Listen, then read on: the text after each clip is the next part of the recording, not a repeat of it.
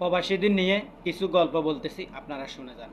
এই যে আমরা প্রবাসী, যার যার সাধ্য মতো এই কুরবানির ঈদের আমরা টাকা পাঠাই। কেউ 20,000, কেউ 40,000, কেউ 30,000। হ্যাঁ, দিন শেষে যখন গরুটা নেয়, একটা গরুর বা 2-4টা ফটো পাঠাই দেয়, হ্যাঁ বাবা গরু নিছি দেখ, হ্যাঁ ভাইয়া গরু নিছি দেখ। হ্যাঁ, এভাবে বলে আমাদের মনকে সান্ত্বনা দিয়ে দেয়। তারপর যদি ঈদ হয় তখন আমাদের কি দেহটা এখানে পড়ে থাকে, মনটা থাকে কোথায়? আমাদের বাংলাদেশ, আমাদের ফ্যামিলির কাছে। কত আনন্দ, কত যে টাকা পাঠাইছি, কত আনন্দ করতেছে ফ্যামিলি সবাই। কিন্তু যে একটা দুঃখের বিষয়, আমরা যে ফোনের উপর ফোন দিতেছি, রিসিভ করতে পারতেছে না, রিসিভও করে না।